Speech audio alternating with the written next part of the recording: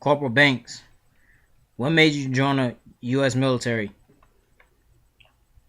The reason for me joining the U.S. military was simply because, uh, I felt like I didn't really have a purpose in doing any other job, and I felt like, serving the country would, make my country proud, make my parents proud. I mostly did it to,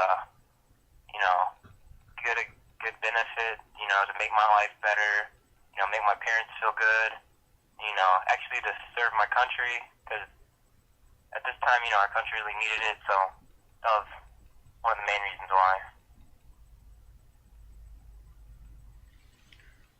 What was your first duty station, and what were you expected to do? My first duty station was in Okinawa, Japan. I got stationed on Camp Foster, and my main job was basically supply weapons, move them out, put them on a truck, drive them to other bases like Camp Henson or Picatina Air Base.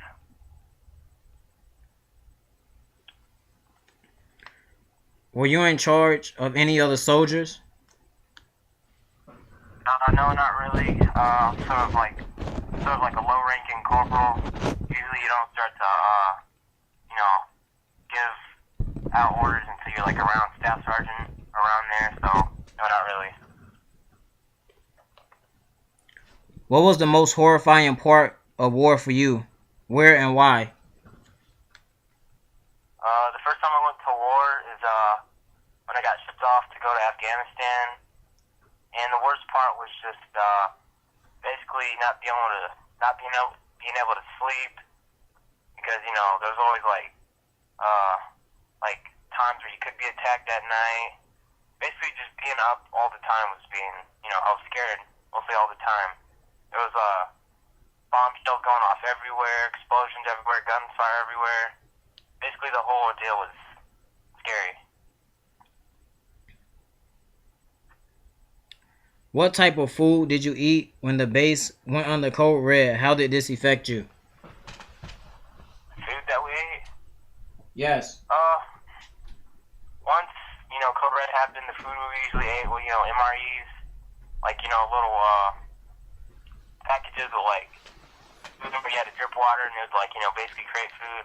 Basically not, really tasty stuff. Sometimes we wouldn't even eat, So, basically, we'd have to scrounge for food. Sometimes they're leftover MREs. Half the time, we went without eating for at least a good 2 days, maybe. Did you have any casualties in your squadron that you are willing or allowed to speak on? There's actually many casualties. There were many wounded, and some of my friends, KIA, killed in action, bless them. But there wasn't too many casualties, but every now and then would hit like an IED, improvised explosive or something, and there were casualties, but not really. We're often, prepared for it and not, ambushed or anything.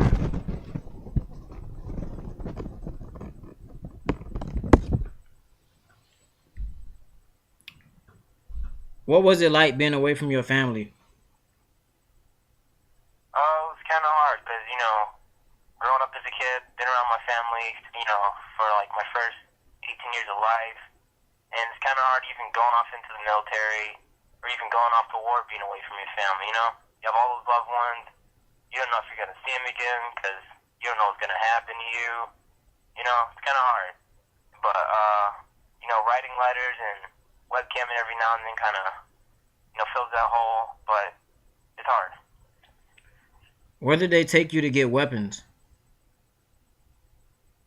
Where they took us to get weapons. Usually the weapons would be, supplied right there in Afghanistan. That we wouldn't have to move too far out. Or sometimes we would travel back to Kuwait or something. Or sometimes they'll just fly the weapons straight out to us and drop it down to us. That way we wouldn't have to move too far out away from Afghanistan. What were 3 things that kept you motivated? The 3 basically, the other men around me, my hopes, to see my family again, and basically my other outranking sergeants, or the lieutenants or whatever. Basically, to give some morale to keep us, keep our strength up or whatever. Never to stop fighting and whatnot. Would you fight for your country again? I would definitely fight for my country again, even though it's a hard aspect to do, like leaving your family and being going to war. You could get killed at any time, but yes, I would certainly serve my country again in a war.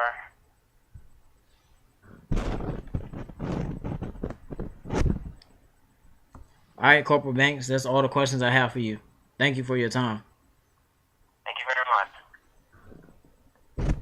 All right, you have a nice day. You have a nice day too.